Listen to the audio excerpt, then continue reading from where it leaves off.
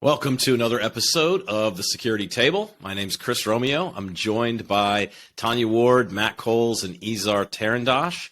And just like all of our other episodes, we're here to discuss something in the realm of application software security and have a little bit of debate, perhaps, maybe a little bit of disagreement. Hopefully not a lot of agreement, but you never know. The topic for today is SBOM. Software Bill of Materials, which has gotten a lot of attention in our industry here in the last, I'd say, maybe 18 to 24 months. And so I thought I would just start us off with a definition. So CISA has a definition of SBOM, and they say a Software Bill of Materials, SBOM, has emerged as a key building block in software security and software supply chain risk management. A SBOM is a nested inventory, a list of ingredients that make up software components. And so I guess my first question for the group here, what do you think of that definition? Is that the essence of SBOM according to what you think of it? Or is there more? Is there less? Somebody give me your thoughts on SBOM. Technically correct, I'll say.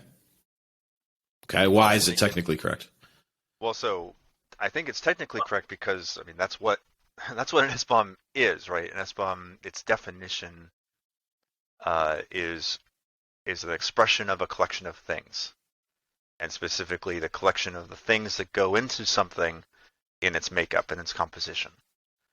So that's technically correct, but I think it misses the mark of what SBOM is supposed to mean. Right, SBOM is supposed to be a level of transparency, right? So it isn't technically just an inventory, at least in my mind. I mean, yes, it's a data format that expresses a set of things, and that those set of things are supposed to be the things that comprise or are composition of the whatever the SBOM is describing. But the SBOM really expresses it provides a level of transparency that can be shared to others. I'll leave it at that. But this isn't a first in the industry, right? In the security industry, we've always had to have a bill of materials for potential open source so that we understand the licenses. So this has been around for quite some time. And if you even go back in time, think about the FDA, when you have food ingredient, like when you have a packet of food, you have to put all your ingredients in. So, it's not really a new concept. Well, actually, and just you touched upon something. Actually, I was thinking about before we started this session was we started with transparency when we say, well, we use open source, right? Software developers would say we use open source, or we'd assume it was there, right? And so you'd have an understanding of, well, we don't build our own components, right? That was first. And then we went to, okay, now because of licensing, they built the licensing rules that we have to then tell people, well, we're using these licenses. SBOM in that sense is an elevation or escalation of that transparency, because now it's no longer, well, you're using GPL or using AGPL or a Pharaoh or whatever the license is. Now it's, well, what components are you using? And that's not just what components, but what versions are you using, and potentially what versions are they using. And so it's taking the veil off of software composition even further than it originally has been. Izar. So, a new word. Grenade in the room. Transparency is good, but by itself, if it's close to not worth anything, let's go back to the food thing. So you're looking at your latest snack that you're buying, and you learn that it has orange 3, red 4, hexa for beta of I don't know what. And now you have all the transparency in the world, and you have no clue what the hell you did with that. And you're still going to eat it. You still put it in your mouth and eat it after. And you don't know what it means either. You don't know if it's going to. Anyway.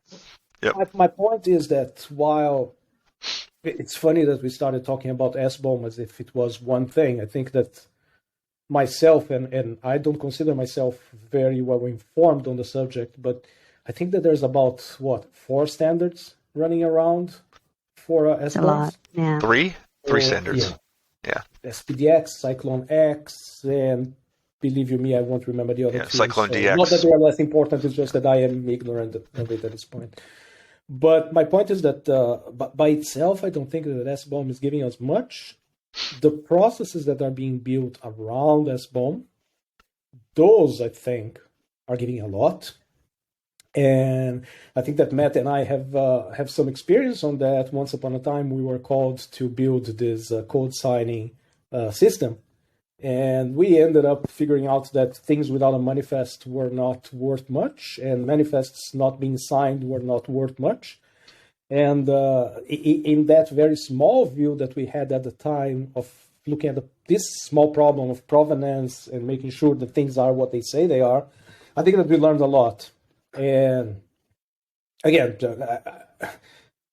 I think that the fact that you have the transparency by itself doesn't give you a lot. The processes and the levels of assurance that you may get from that transparency, if well closed, if well looped, are probably what's actually worth there. Yeah, but you're always chasing. You're always chasing with SBOM, right? And so let me give you a new working definition, and then Tanya, I'm sorry, I didn't mean to cut you off, but then give me a reaction to this. Here's a new working definition, which might get me in trouble. Some people might come after me on the internet or something. I don't care. An SBOM is an out of. It won't be the first time, so I mean, it's they're coming for me. So now, here's a new working definition of SBOM. An SBOM is an out-of-date inventory of the software that's included in something that I bought. Because it's always being revved, right, and changed and updated. Yeah, and my point is, can a human keep up with the SBOM velocity, right? So, like if you're using a modern SaaS product, let's say we'll say one of the big ones like Etsy or one of these people that was always the model of DevOps because they pushed 50 times to 200 times a day. Amazon apparently does the same thing. So how valuable are SBOMs in that world if you're pushing software 50 times a day? For They're people, not.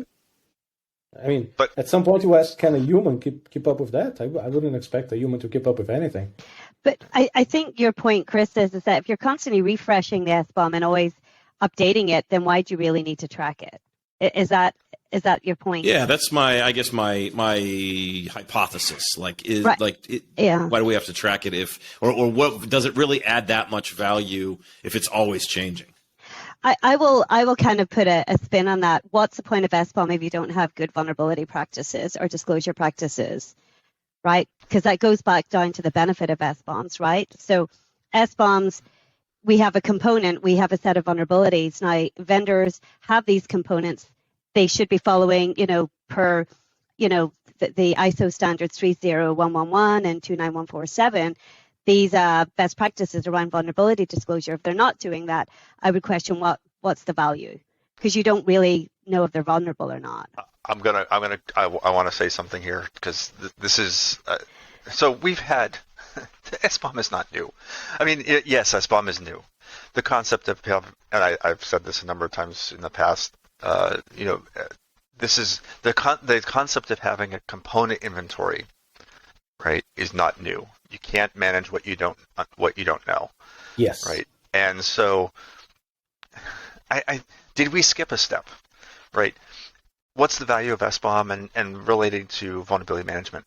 Is the expectation that just because somebody creates and publishes an SBOM to their consumers, that they're going to use that SBOM to do vulnerability management practices? If that's the case, why weren't they using SBOM internally? Yes. To do vulnerability management? Why do they have to make it public? And so, right, so we're skipping a step, right? We're jumping really far ahead. We're basically saying, vendor, we don't trust you. Show us. Who's the SBOM for then? Who's the consumer of the SBOM? Is it for a company or is it for somebody who buys your stuff? Well, I'd like to say it's two potential targets there, Yes. right? For your SaaS provider, maybe that's a process that's determining, assurance or capability of the connected systems. For IoT devices, it's potentially just the direct to consumer, right? And I think that's the counter here is an SBOM for an IoT device that never changes after it gets shipped to a customer and it never gets software updates. It has value. You have time to process that information and make a decision about whether you want to put that on your home network or use it in your car, right? And it doesn't change. When am I going to buy a new one? Well, when my risk appetite, obviously as a consumer, I'm not going to use those terms, but right, I'm going to say, well, that smart toaster that I bought 10 years ago has these now out-of-date components. Granted, it's in a format that I can't understand as a home user potentially, unless you've got a tech background. So maybe that needs to change. Nutrition labels has been considered, right? We've already talked about it here. So maybe that's what SBOM needs to be paired with in order to make it functional in that environment. But in the SaaS case, that could be automated processes, right? When you have connection protocols and you have onboarding protocols and you have sort of regular ongoing maintenance, that may be process-to-process communication, not process-to-human communication. Izar, I know you've been trying to jump in. Okay, so two things. First one is your description going to IoT. Brought me to mind like two guys in an aisle in a big store looking at the latest home assistant things and going, well, this one has libxml 2.0, but this one has libxml. Right, yeah. This one. Wait, don't you make your technology choices that way? Transparency. If you don't know what to do, it doesn't help a lot. But on the point of who gets anything out of SBOM, first of all, I think that Matt is totally right in the way that he put it with the two orientations. But again, I'm thinking in terms of processes and two ways that you can involve SBOMs in the process of releasing and selling software, and somebody's going to take advantage of it, is first of all, in your internal process, that if you figure out that what you declared at the time that you built the SBOM and what's actually out there in front of customers is not exactly the same thing, it's a great indicator that something got broken somewhere. On the other hand, we live in this time, and if you, the generic you, don't live in the time, then you should, where we trust but we verify. So for those people who perhaps don't know how to interpret the results or the contents of an SBOM, but have the processes in place to run their own scan on that thing and say, hey, here are some red flags that perhaps you should look for, and that perhaps your own use policy, like something that happens to all of us a lot of times. We are called to look at a piece of software, at a piece of something, and say, is this good enough to bring inside our own companies and environments, right? Is that what people are doing with it, though? Is that what they're doing with it? Are you getting, if you're a company and you buy software from somebody and you're demanding an SBOM, are you feeding that into a pipeline somewhere that's running a scanning tool on it, and then you're saying, ha, vendor, fix that issue or I'm no longer doing business with you? But that only works, again, if it goes back to the disclosure practices, because scanners are designed to pick up vulnerabilities. But wait, I don't think that people are doing that. But the important thing is that now they can do that if they so choose. So someone who says that process of bringing software into my company is a bottleneck, and it takes a lot of people time to actually do that and look at it. And tell you the truth, we are not really sure. Now we have a spark of something that we can use to start automating some of that thing. Is it going to give us 100% certainty? Not. Tanya, please. So I think we're I guess what I would like to understand is what problems is it really trying to solve? In my head, when I think about SBOM, this sounds crazy, but I just think of the Russian doll analogy. We have a little doll inside another doll, inside another doll, inside another doll, inside another doll. Like, how many layers is there? And so if the goal is to be able to understand the risk that these components bring to your system that you're selling, will you ever obtain that nirvana? Because you're relying on each of these little nested dolls disclosing, saying, hey, I'm in this component, I'm in this component. So I actually think it becomes a very complex problem that we're trying to solve. And in transparency, are we really truly, like, transparency is not, transparency is such a loaded word. Like, are we 100% transparent? Are we as transparent as we can be based on what we know? I think there's, yeah. So Tanya, I think you've hit upon a really important point. Yeah. SBOM expresses a singular relation, right? Contains. My thing contains X. What it doesn't express is my thing contains X and it has impacted in some way, right? Just because I'm containing a component, I contain libSSL, right? And libSSL, whatever version 1.1 something, has a vulnerability. Let's just say it's a medium vulnerability, just for the sake of argument. SBOM tells me this thing that I bought, or this thing that I'm using, contains libSSL, and libSSL contains a vulnerability, and that vulnerability is medium. And that's it.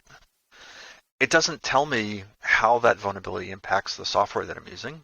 Where in the chain it fits may help provide that information. Is it one level down or multiple levels down? But it doesn't really give me anything other than the ability to make a decision about do I trust the vendor because did they disclose it, right, to your vulnerability disclosure practices? Are they keeping it up to date, meaning that they have good development practices?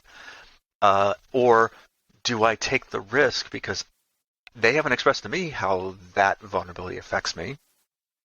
And so what do I do with that information? Now, I made a little sign for this, and I'm gonna get into a lot of trouble for this, I'm sure.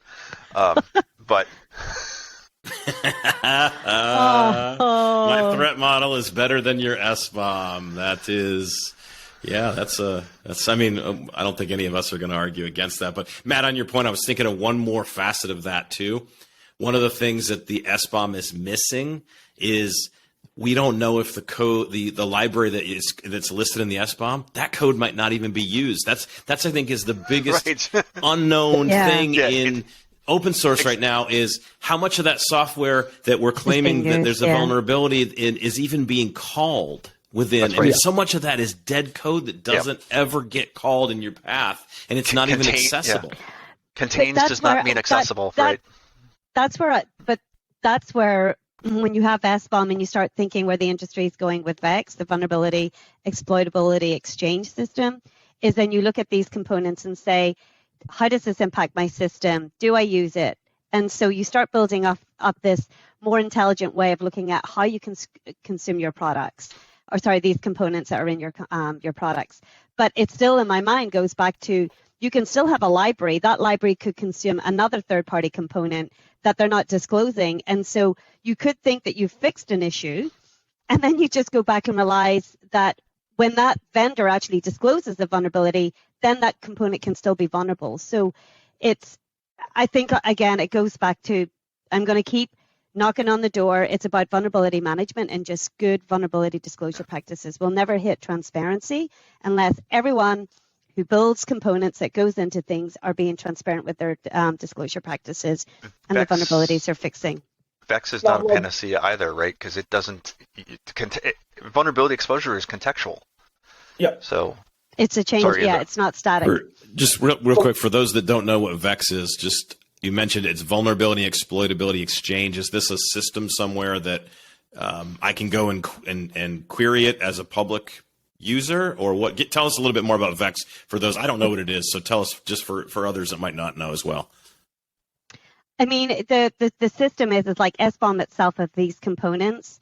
That VEX is really, being able to take all of the vulnerabilities that you as it relates to these components. So, what you fixed, what you are still potentially investigating when it comes to these vulnerabilities, when it's, those components that you may not use that are not exploitable.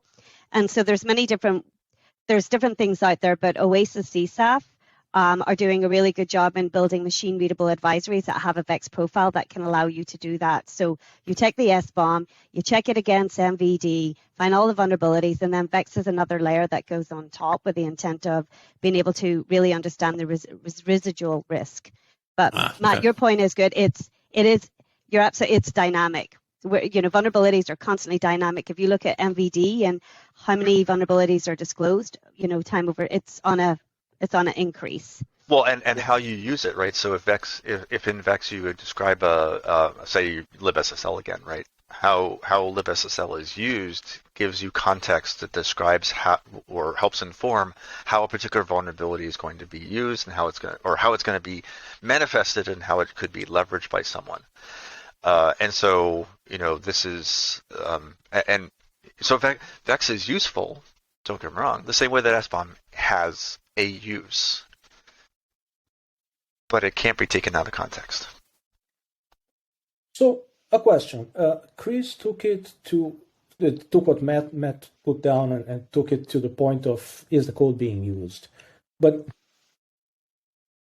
does SBOM include the environment where that code is being built? I don't know. Does any of you? Because let's say that my problem is not in my open source. My problem is my compiler.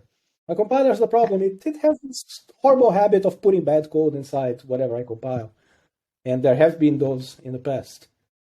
So is the SBOM telling me this code is compiled or this code was downloaded as is from its repository and here's the provenance and here's a hash for it? Is SBOM telling me you built this code, so now you are more responsible for it than you were before? Beyond transparency, is giving me more assurance? It's a good point because you just hit on something else I'd never thought about with SBOM. But an SBOM doesn't prove that I got the right component, right? There's no component of SBOM that it does or doesn't. So I'm almost sure that some of the formats out there, at least, do have a hash. That only tells you that you can do a comparison, right? Yeah. Right. But you can't necessarily know that it's dependency injection is still a thing, right? Yeah. So let's see, SPDX. And it would be up to a user to decide, to figure out things like typo squatting, right? So I get from a particular site, right, provenance data, you still have to make a judgment call about whether it's still the valid site. Yeah. You see, you go into the site for SBTX, and the first thing that they say is why. Why use it? To facilitate open source compliance by accurately communicating licensing information and making such information available in a consistent, understandable, and reusable way. To me, that means lawyer 2. Only the licensing portion? No, that's the first one. The second, reduce redundant work in determining software license information. The third, help users comply with the licenses of open source packages. You're reading from which? I'm reading from SPDX. Sorry, my bar is a bit. SPDX.dev. Well, it's an interesting take on it then, right? Obviously, we're talking about SBOM now because here in the U.S. at least, it showed up in the Presidential Executive Order on Cybersecurity as being a requirement. And as a cybersecurity directive, we make the assumption as security experts, hey, of course, they're talking to us, right? We're using this SBOM to express security information, not strictly licensing information. Right. But then I found this article by Ryan Narain, December 7th, 2022, on Security Week, which is titled Big Tech Vendors Object to U.S. Government SBOM Mandate. Because of the transparency issue, no doubt, right? Because basically what they're saying is, basically what the executive order has said is, you'll produce an SBOM for your components that we consider critical. And in doing so, they're basically, at least in my opinion, I don't know if this was actually the intent, but what they're effectively saying is big enterprise or any software vendor for that matter, we don't trust you to express to us the information that we need, right? Maybe your vulnerability management practices don't exist, or they're weak or slow, right? Issuing a security update once a year isn't going to help us defend our network. And we're talking about critical infrastructure networks here. So in doing so, they're saying, help us get ahead of your lack of care, so to speak, and express to us component information that we can use to do something with. Now, that do something is kind of vague. Are they looking at automated vulnerability detection? Like, oh, these components have these types of problems or these types of components. We should be scanning them more frequently and looking for vulnerabilities. Can I just interject Yeah, there? absolutely. Please. So SBOM, so what is it that SBOM gives you that scanning doesn't give you? Because, internal information. like, give some examples. Internal composition. So scanners. So you're disagreeing, are you? It's a loop. It's a loop. You get the SBOM, you get the scanning, you compare both outputs, and you see that you still have something that you can recognize. Well, I think it's a loop.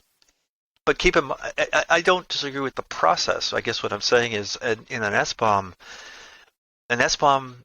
so what a vulnerability scanner will find. Let's take, we're not supposed to use names, but there's a couple of big vendors out there for network vulnerability scanners that do authenticated scans against systems. If you're building a system, a compiled piece of code, in any form, whatever form that is, the vulnerability scanner can identify a set of things, a subset of the things that are included, right? It can look at open ports and services. It can do banner grabs.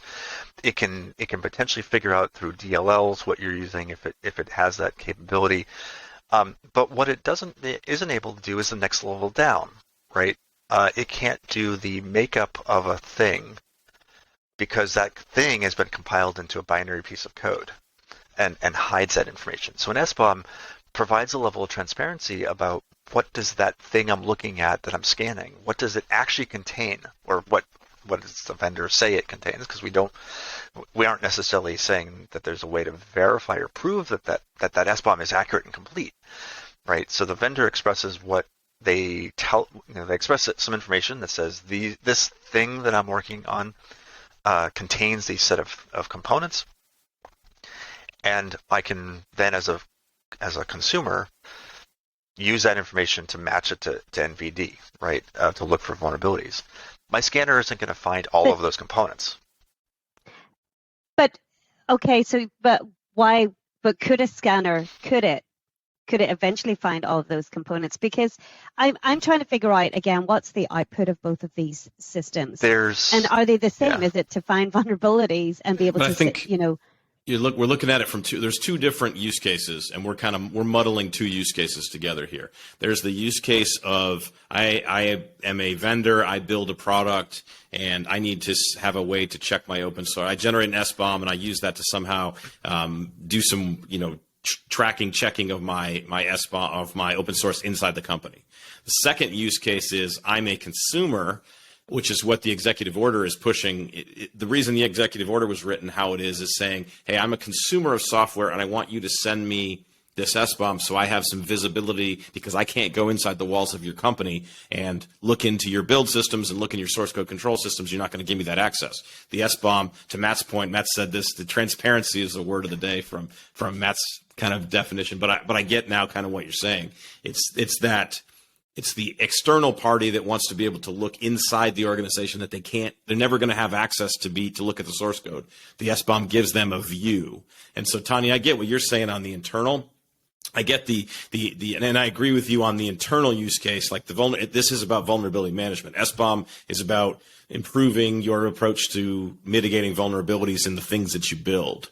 But then I think when we flip to the other side, the other use case is SBOM is about helping me to gain visibility. Now, granted, as I said from the very beginning, it's gain visibility into the past. I'm not looking in the future. I'm looking towards the past as far as what you did before you sent it to me.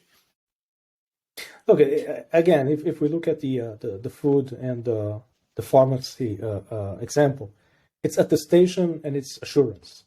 The vendor is attesting that here are the things that I think are inside the thing that I'm selling you. and the buyer is having some assurance that they have, again, some transparency, some understanding of what they bring in, right? Now, both sides, perhaps the maker less, but both sides are free to not use that information as they see fit.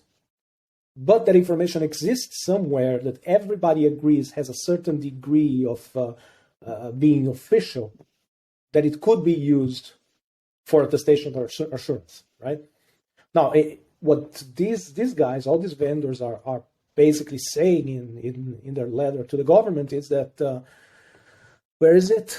At this time, it is premature and of limited utility for software producers to provide an SBOM.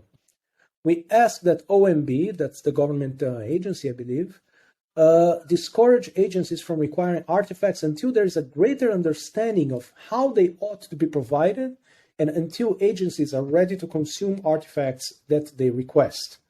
Not a lawyer, don't like to play a lawyer, love lawyers, but to me, it sounds like, okay, you're asking us to give you something that you're not going to use anyway, so why don't you stop asking us?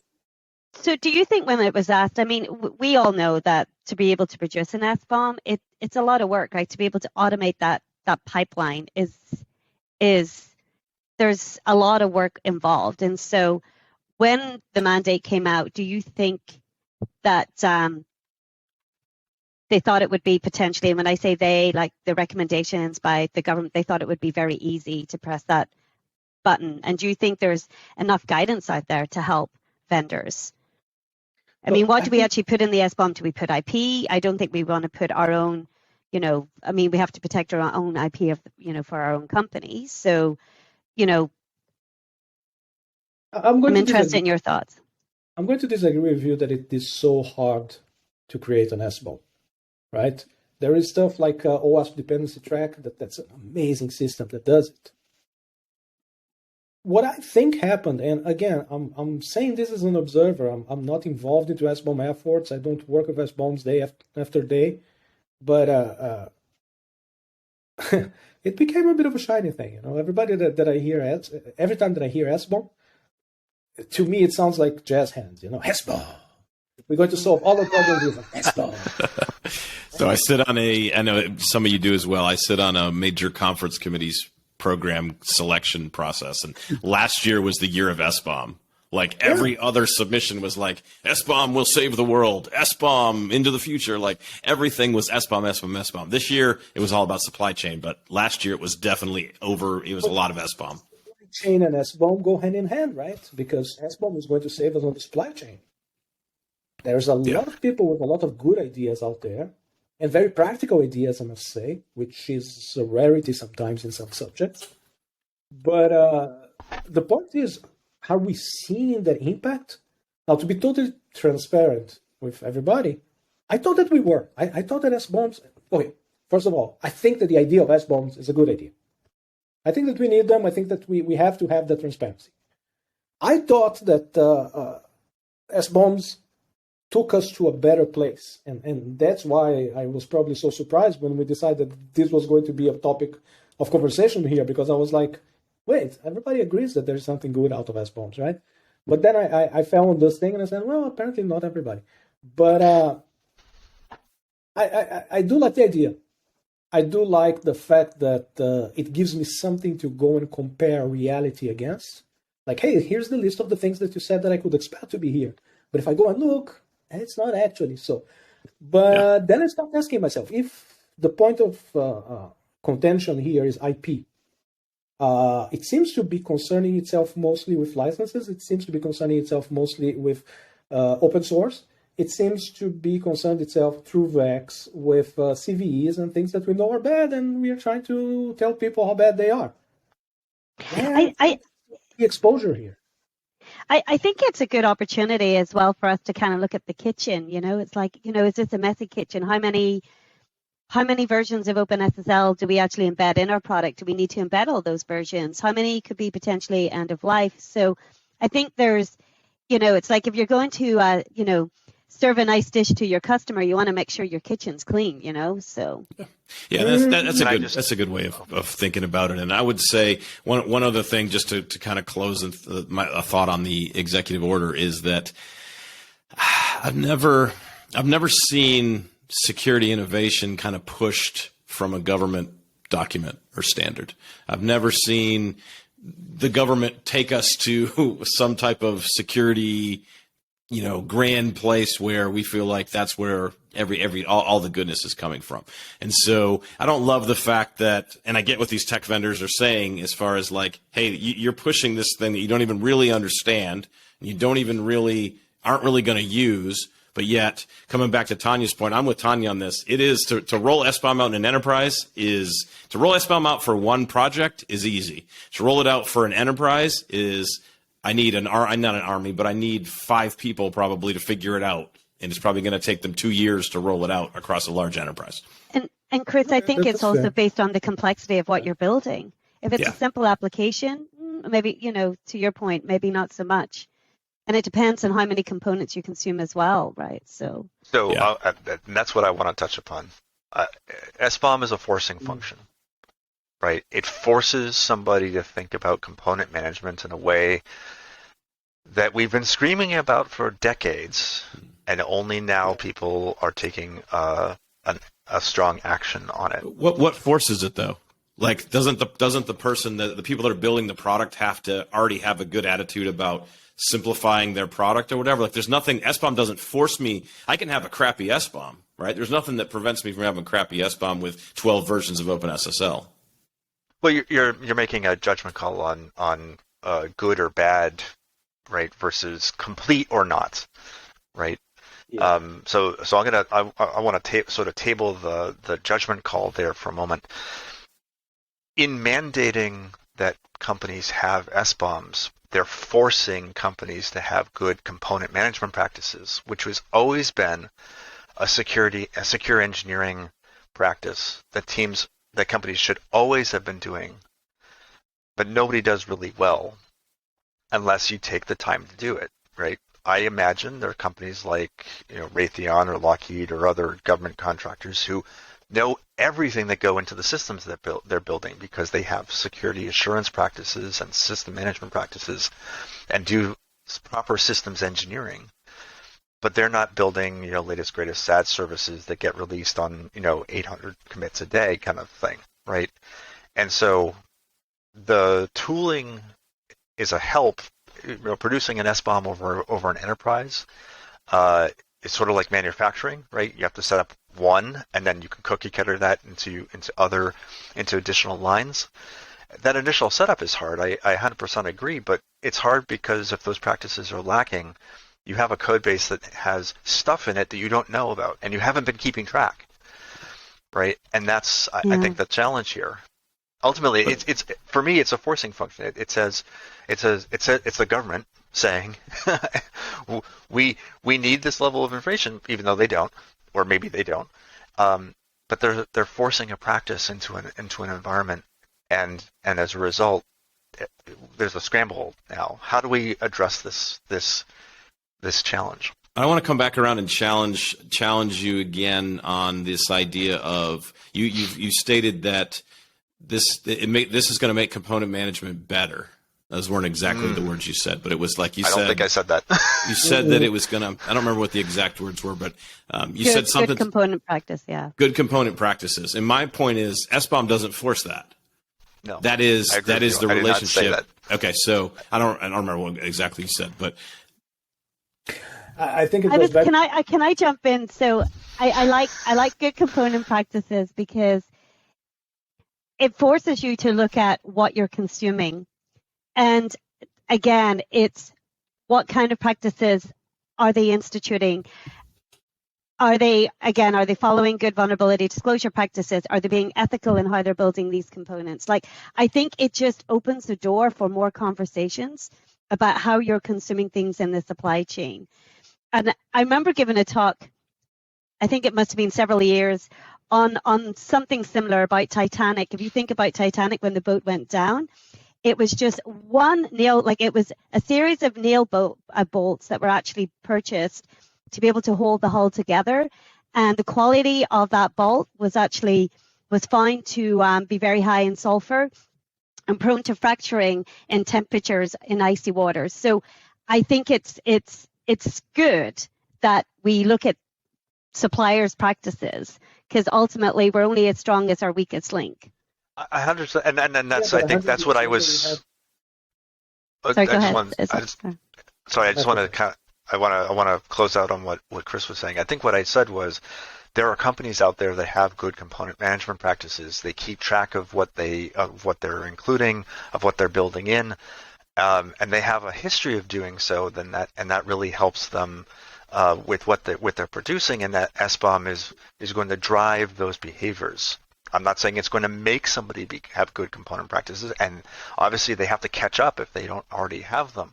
But it should help, or it's the intent, I think, is to kickstart those activities. So it would. Absolutely are you agree that saying it would help because let's say you're buying software. You're buying software from me. I send you the SBOM. I have 12 versions of OpenSSL in a 1,000 lines of code product that I provide to you.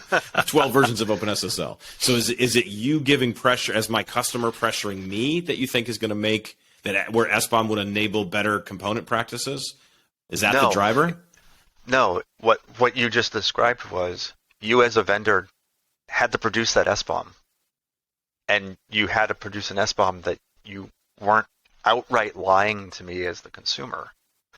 So you created component management practices to make that happen.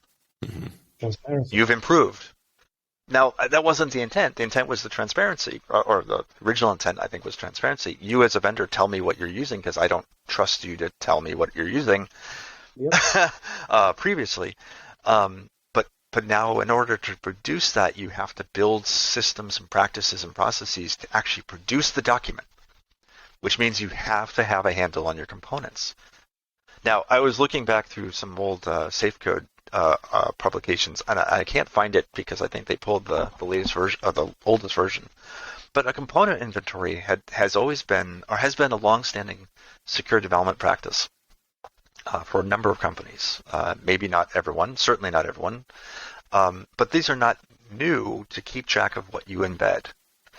And so, for a company that has either lost sight of that, or a company that isn't already up to speed on component and asset management, then in order to produce an SBOM, you have to have some of those practices. And that, if anything, is what I was getting to, is it will force companies who need to be transparent, and force companies who want to have integrity and correctness in that document to have those, or to build those practices. And that drives this whole, I think that drives some of the commentary that's coming from some of the larger tech companies, especially. We have such massive systems that we're producing. We don't yet have a good handle on this. And if you're not going to look at the information, then why should we spend time and effort and money and resources to build out this infrastructure? It's an interesting conversation, and I want to be careful that I like some of us here work for an organization that may or may not have been in that list, and I want to be careful, of course, to not make anyone upset on that side. But so, Matt, you focus a lot on what's being provided to the consumer, like that level of transparency, and I think this goes back to your point, Chris. We can't ignore the other scenario, which is as a provider to my consumer, there also needs to be a level of transparency about what's coming to me.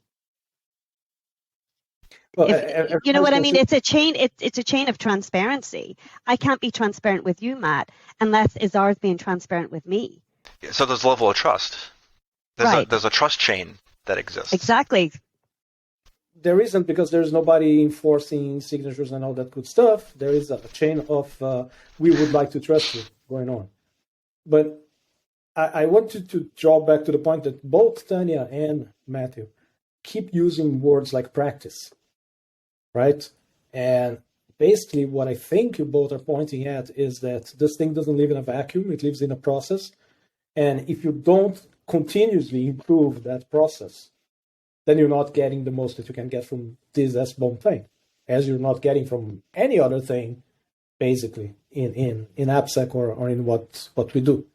But Tanya, just the last point, you pointed to the Titanic and the boats. But think about it, one of the most careful organizations in the whole history of mankind, NASA, with practices around knowing every single thing Yeah, that exactly. goes on in the field. Okay, they still had exactly the same case as the Titanic in the Challenger tragedy. So at some point we have to look at it and say it's human nature. We make these mistakes. How can we stop ourselves from making these mistakes? And that's when Matt raises the point of our threat model is better than your SBOM. So the SBOM is only one more piece of mitigation, one more tool that we have in the arsenal of things that we put forward to lower that, I don't want to call it risk. Oh my God, I hate that word. To lower the bad things that might happen at some point and have some impact in the things. Which is the definition of risk.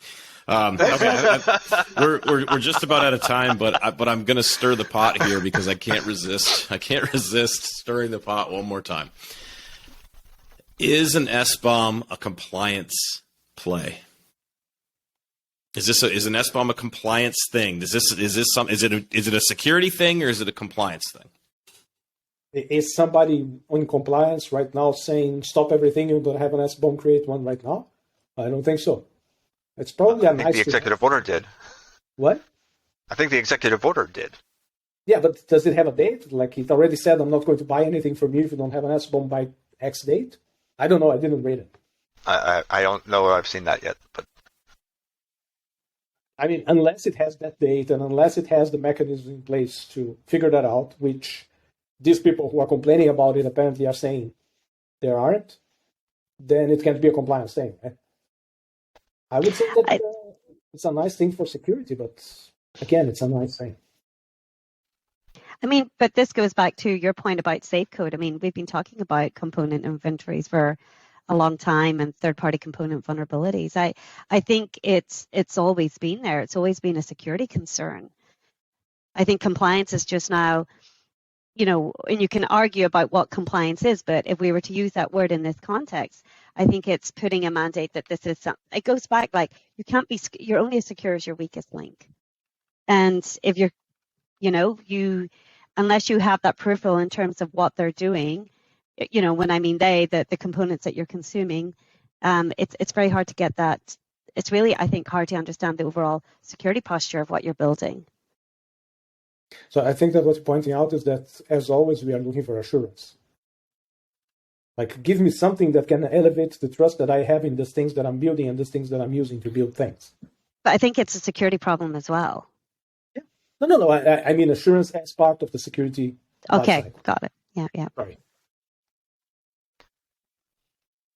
Matt, what's your thoughts? Or you're quiet. I'm thinking. It's like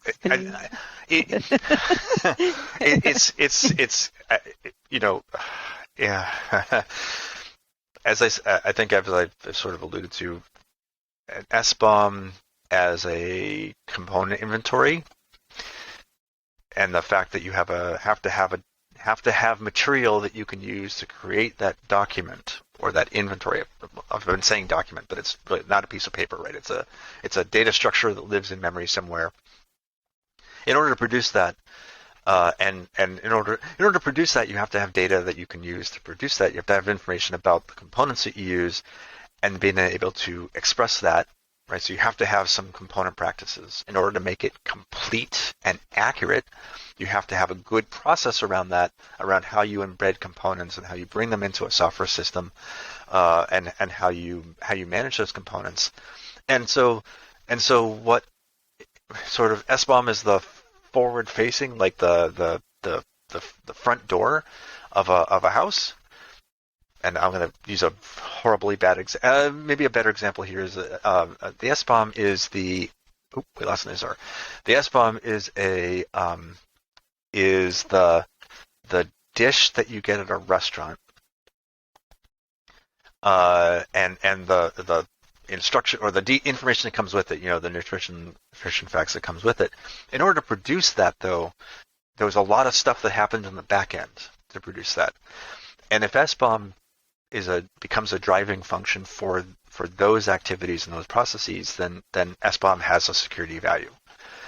If SBOM is solely going to be you will produce this in order for us to buy or continue to use your product, and they're not going to actually use that information to make important business decisions other than use or not use, then it's a compliance problem and really has no security value whatsoever. Yeah, I think from the executive order perspective, it's set up to become a compliance step.